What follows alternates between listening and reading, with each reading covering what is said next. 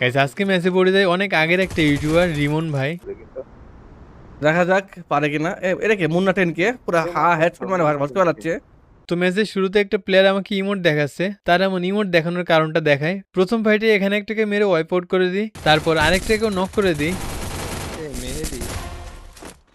আশেপাশে এনিমি আছে কিনা দেখতেছিলাম, পরে ওই ইমোট দেখানো প্লেয়ারটা আমার টিমমেটকে ওয়ান ট্যাপ দিয়ে দেয়। এরপর আমিও তাকে নক করে দিই, প্লেয়ারটার নামটা মনে রাখবেন। এর কিছুক্ষণ পরে ওই প্লেয়ারটার টিমমেটকে নক করে দিই।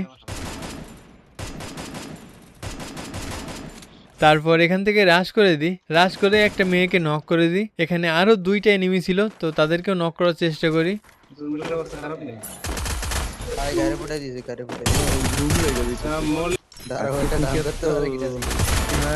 তো এরপর ওই ইমোট দেখানো প্লেয়ারটা সামনেই ছিল, আমি আবারও তাকে নক করে দিই।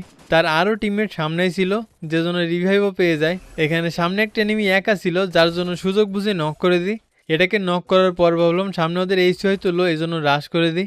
আর রাশ করে এখানে নক হয়ে যায়। এরপরই কিন্তু আমাকে ইমোট দেখায়। তো এইসব ফাইটের ভিতর বুঝতে পারি ম্যাচের ভিতর আরেকটা ইউটিউবারও আছে। টিজি আর মুন্না 10 কে বুঝছে না রিয়েলটা। আর দুর্ভাগ্যবশত ওই ইউটিউবারটার কাছে রিমন ভাইয়ের স্কোর শেষ হয়ে যায়, যার জন্য রিমন ভাইয়ের সাথে আর ফাইট হবে না। ভাবলাম এই ইউটিউবারটার সাথে হয়তো ফাইট হবে, এই আশায় ছিলাম। সামনে এনিমি ছিল, একটাকে রাশ করে অন ট্যাপ দিয়ে দিই। এরপর একটা এনিমি আমার টিমমেটকে নক করে দেয়, আমিও সাথে সাথে রিভেঞ্জটা নিয়ে নিই।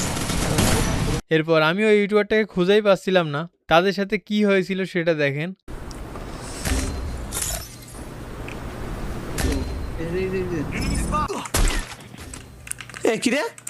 একটা প্লেয়ারের কাছে তাদের স্কোয়াড শেষ হয়ে যায়। তারা ধারণা করছিল প্লেয়ারটা হচ্ছে হ্যাকার। এই ইমরান মনে হয় হ্যাকার এটা। এর জন্য তাকে মারার জন্য আমি উঠতে উঠতে চলে আসি, এসেই প্রথমে তাকে অন ট্যাপ দিয়ে দিই। তারপর ভাবলাম এটাই রাশ করার সুযোগ, তো রাশ করে তার টিমমেটকেও নক করে দিই। আর ওই প্লেয়ারটা এরই ভিতর রিভাইভও পেয়ে গেছে। তারপর দুর্ভাগ্যবশত আমিও এখানে নক হয়ে যাই, আর এখানে কিন্তু আমাদের টিম ওয়াইপ আউট হয়ে যায়। তো ভালো থাকুন সবাই, টাটা।